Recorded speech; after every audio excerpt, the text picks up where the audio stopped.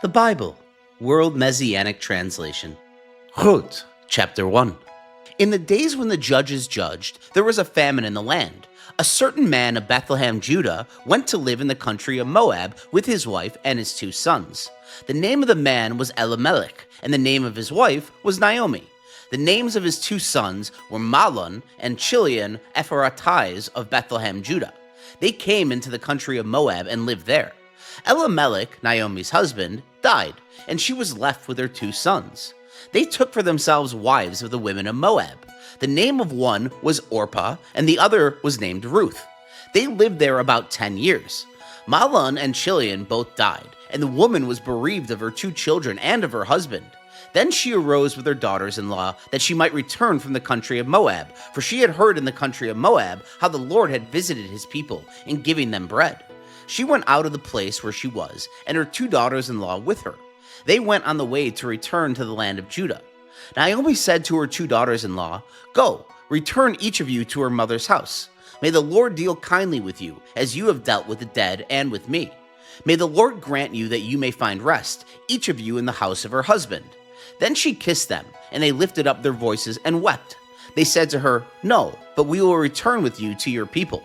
Naomi said, "Go back, my daughters. Why do you want to go with me? Do I still have sons in my womb, that they may be your husbands? Go back, my daughters, go your way, for I am too old to have a husband. If I should say, I have hope, if I should even have a husband tonight, and should also bear sons, why would you then wait until they were grown? Why would you then refrain from having husbands? No, my daughters, for it grieves me seriously for your sakes, for the Lord's hand has gone out against me." They lifted up their voices and wept again. Then Orpah kissed her mother-in-law, but Ruth stayed with her. She said, "Behold, your sister-in-law has gone back to her people and to her God. Follow your sister-in-law." Ruth said, "Do not urge me to leave you and to return from following you, for where you go, I will go, and where you stay, I will stay. Your people will be my people, and your God my God. Where you die, I will die, and there I will be buried. May the Lord do so to me, and more also, if anything but death parts you and me."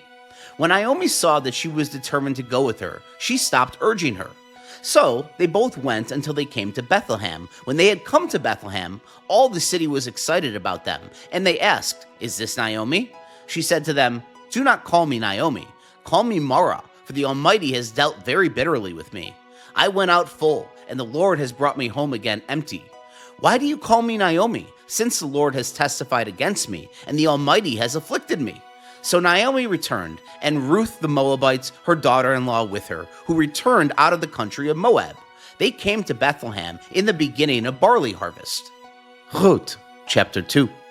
Naomi had a relative of her husband's, a mighty man of wealth, of the family of Elimelech, and his name was Boaz.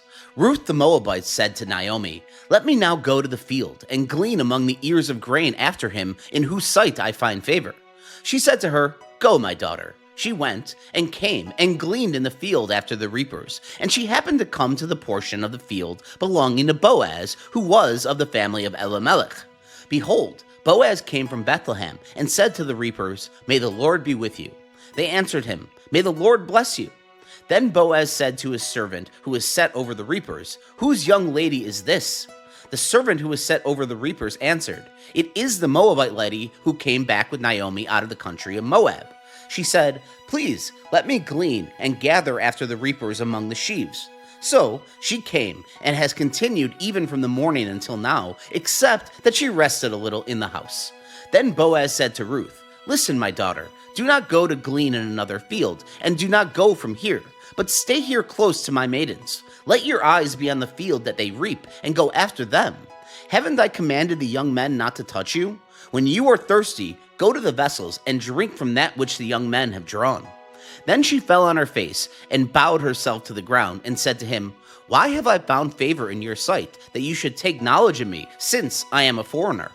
Boaz answered her, "I have been told all about you and what you have done for your mother-in-law since the death of your husband, and how you have left your father, your mother, and the land of your birth, and have come to a people that you did not know before.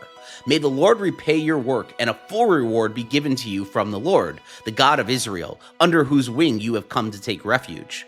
Then she said, "Let me find favor in your sight, my lord, because you have comforted me, and because you have spoken kindly to your servant, though I am not as one of your servants."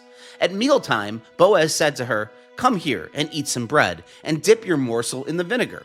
She sat beside the reapers, and they passed her parched grain. She ate, was satisfied, and left some of it. When she had risen up to glean, Boaz commanded his young men, saying, "Let her glean, even among the sheaves, and do not reproach her. Also, pull out some for her from the bundles, and leave it. Let her glean, and do not rebuke her." So she gleaned in the field until evening, and she beat out that which she had gleaned, and it was about an ephah of barley. She took it up, and went into the city. Then her mother-in-law saw what she had gleaned, and she brought out and gave to her that which she had left after she had enough.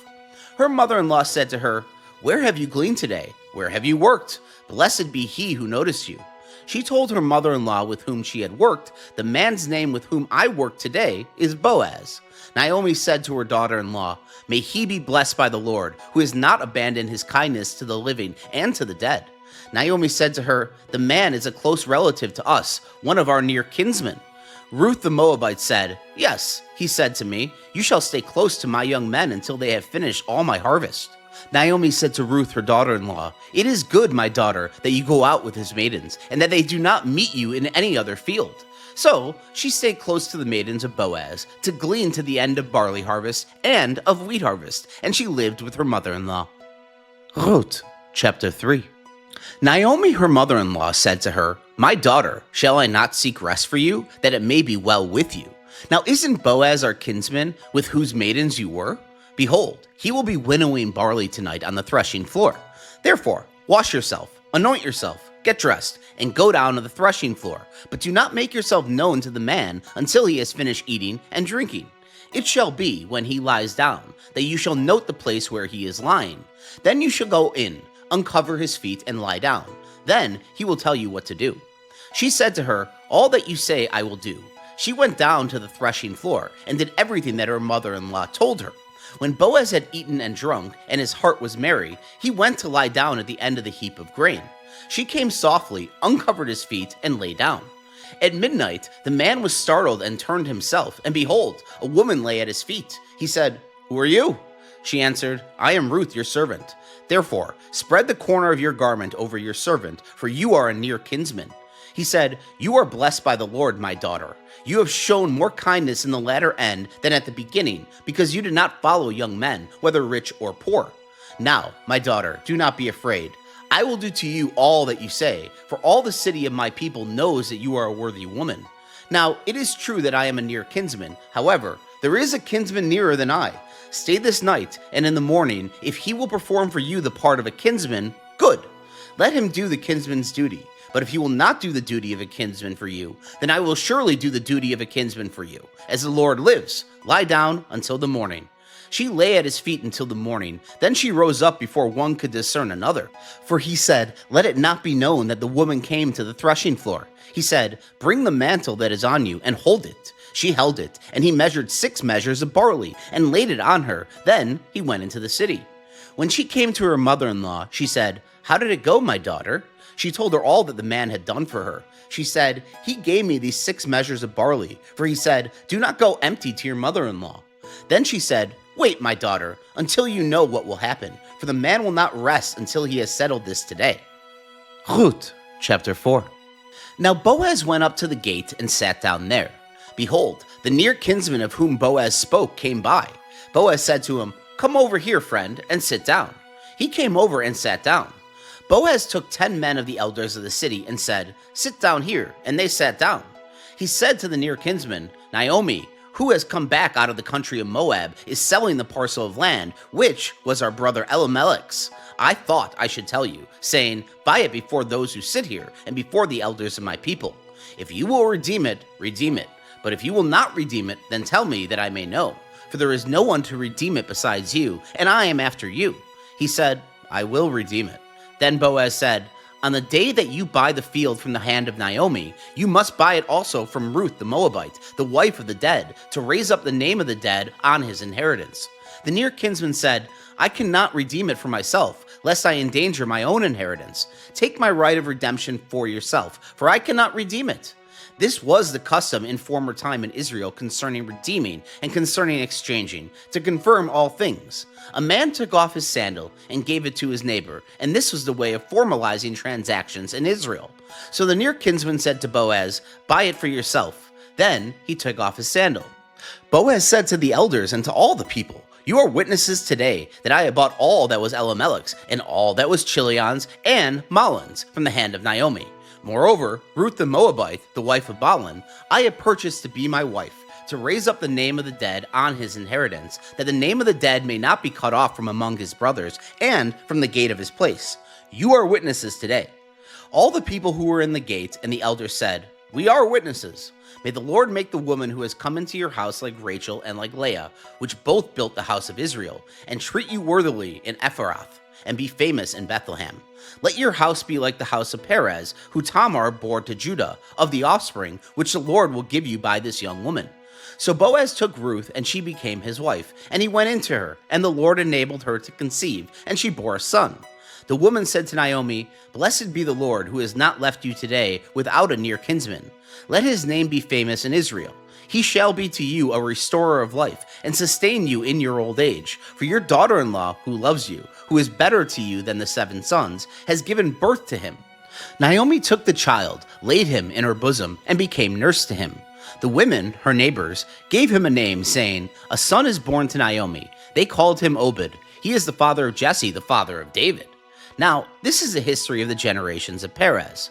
Perez became the father of Hezron, and Hezron became the father of Ram, and Ram became the father of Amminadab, and Amminadab became the father of Nahshon, and Nahshon became the father of Salmon, and Salmon became the father of Boaz, and Boaz became the father of Obed, and Obed became the father of Jesse, and Jesse became the father of David.